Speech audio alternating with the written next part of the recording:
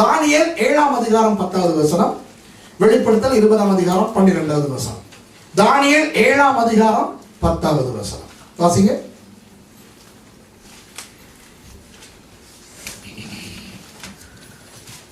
அக்கினி நதி அவர் சந்நிதியில் இருந்து புறப்பட்டு ஓடினது.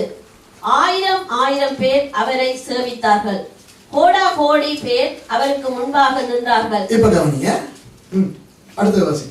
நியாய சங்கம் உட்கார்ந்தது, புத்தகங்கள் திறக்கப்பட்டது. நியாய சங்கம் உட்கார்ந்தது, புத்தகங்கள் திறக்கப்பட்டது. நியாய தீர்ப்பு புத்தகங்கள்.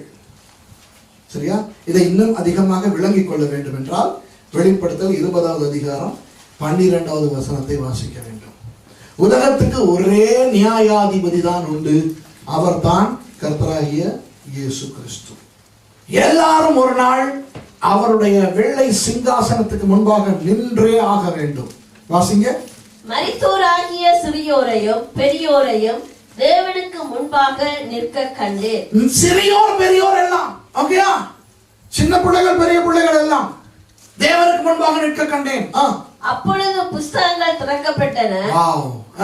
ஜீவ புஸ்தகம் என்னும் வேறொரு புஸ்தகமும் திறக்கப்பட்டது. பாத்தீங்களா? ஜீவ புத்தகத்தை பற்றி முதல்ல பார்த்தோம். அது அல்ல, இது வேறு புத்தகங்கள் திறக்கப்பட்டன.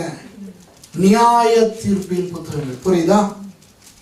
அதாவது ஆண்டவர் இந்த உலகம் படைக்கப்பட்ட நாள் முதல், மனிதன் படைக்கப்பட்ட நாள் முதல் இன்று வரை வாழுகின்றவர்களை குறித்து புத்தகங்கள் எழுதி வைத்திருக்கிறார்.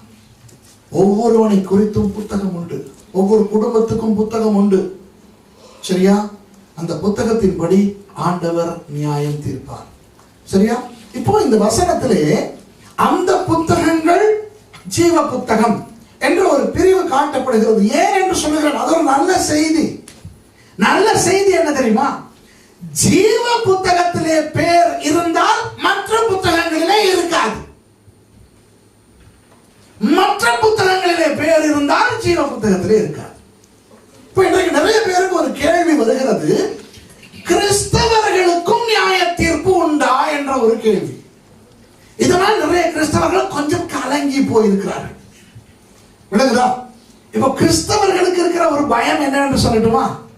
கிறிஸ்தவர்கள் என்னதான் ரட்சிக்கப்பட்டு பரிசுத்தமாய் வாழ்ந்தாலும், சபை எடுத்துக்கொள்ளப்படும் பொழுது அவர்கள் எடுத்துக்கொள்ளப்பட்டு போனாலும், அவர்கள் நம்புகிறார்கள் பரலோகத்திலே ஆண்டவர் ஒவ்வொரு ஆளை குறித்தும் படம் போட்டு காட்டுவாராம்.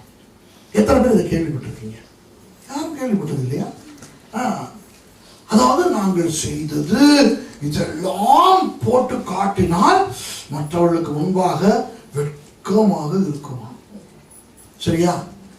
நான் சொல்லுகிறேன், ஜீவ புத்தகத்திலே எழுதப்பட்டவர்களை ஆண்டவர் எடுத்துக்கொள்வார். அவர்கள் ஒருவேளை மறைக்காமல் உயிரோடு இருந்தால் சபை எடுத்துக்கொள்ளும் நாளில் அவர்களை எடுத்துக்கொள்வார். அதுதான் அவர்களுக்கான நியாய தீர்ப்பு. விளங்குதா? நியாய தீர்ப்பு என்பது ஒரு ஒரு ஒரு வழக்கு மன்றத்திலே, ஒரு கோர்ட்டிலே நியாய தீர்ப்பு 2 விதமாக வழங்கப்படும். ஒன்று தண்டனை அல்லது விடுதலை. இவர் விடுதலை செய்யப்படுகிறார் என்றது அந்த தீர்ப்பு. இல்லாவிட்டால் இவருக்கு இத்தனை காலம் சிறை தண்டனை என்பது தீர்ப்பு. சபையை எடுத்துக் கொள்ளுகிறாரே, அது சபைக்கு ஆண்டவர் கொடுக்கிற தீர்ப்பு. என்ன தீர்ப்பு? நீங்கள் ஜீவ புத்தகத்திலே உங்கள் பெயர் எழுதப்பட்டிருக்கிறது, வாருங்கள் பரலோகத்துக்கு. அதற்கு பிறகு அவர்களுக்கு நியாய தீர்ப்பு தேவையில்லை. புரியுதா? சபை எடுத்துக்கொள்ளப்பட்ட பிறகு சபைக்கு நியாய தீர்ப்பு கிடையாது. இதை ஞாபகத்திலே வைத்துக் கொள்ளுங்கள். சரியோ? இந்த வெள்ளை சிங்காசன நியாய தீர்ப்புக்கு முன்பாக சபை நிற்க தேவையில்லை. ஏனென்றால் அந்த நேரத்தில் சபை இயேசுவின் மனைவியாகவே மாறிவிடுகிறது. வெளிப்படுத்தல் 19ஆம் அதிகாரத்துக்கு பிறகு. சரியா? சபைக்கு நியாய தீர்ப்பு அதுக்கு பிறகு கிடையாது. ஆகவே நியாய தீர்ப்பு வழங்கும் அந்த புத்தகங்களிலே பெயர் இருந்தால்தான், அதாவது ஜீவ புத்தகத்திலே பெயர் எழுதப்படாதவர்கள், அப்படிப்பட்டவர்களுக்கு நியாய தீர்ப்பு உண்டு. அப்போ உலகத்திலே பாவம் செய்து வாழ்ந்து கொண்டிருக்கின்ற ஜனங்களுக்கெல்லாம் இயேசுவை தெரியாவிட்டாலும் ஒரு நாள் அந்த நியாயாதிபதியாகிய இயேசுவின் முன்னால் அவர்கள் நின்றுதான் ஆக வேண்டும். இதைத்தான் வேதம் அழகாக சொல்லுகிறது. மனுஷன் ஒரே தரம் மறிப்பதும் பின்பு நியாய தீர்ப்படைவதும் அவனுக்கு நியமிக்கப்பட்டிருக்கிறது.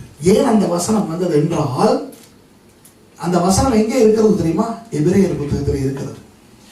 இயேசு வருவதற்கு முன்பதாகவே சில மதங்களில் மறுபடியும் மறுபடியும் பிறந்து வருகிற உபதேசம் வந்துவிட்டது. அந்த உபதேசம் என்ன செய்யும் தெரியுமா? ஒரு போலியான எதிர்பார்ப்பையும் போலியான நம்பிக்கையும் மனுஷனுக்கு கொடுக்கும். இப்போ அந்த உபதேசங்கள் என்ன சொல்லுகின்றன என்றால், மனுஷன் கெட்டவனாய் வேலை செய்ய செய்ய மறுபிறப்பிலே அதற்குரிய தண்டனையை அனுபவிப்பான். இந்த பிறப்பிலே நமக்கு வியாதி பிரச்சனை வருவதற்கு காரணம் கடந்த போன பிறவியிலே நாங்கள் செய்த தப்பான காரியமா. அப்போ இவர்கள் அப்படியே தவறு செய்தாலும் பயப்பட மாட்டாங்க. சரி பரவாயில்ல, அடுத்த பிறவில இதுக்குரிய தண்டனையை நான் அனுபவிச்சு கொள்றேன். சரியா? இந்த நம்பிக்கைக்கு விரோதமாகத்தான் எபிரேயர் புத்தகத்தில் 9ஆம் அதிகாரத்தில் 27ஆம் வசனத்தில் சொல்லப்பட்டிருக்கிறது. மனுஷன் ஒரே தரம் மரிப்பதும் பின்பு நியாய தீர்ப்படைவதும் அவனுக்கு நியமிக்கப்பட்டிருக்கிறது. விளங்குதா? ஆகவே இந்த பிறவியிலே நீங்கள் எப்படி வாழுகின்றீர்கள் என்பது முக்கியம்.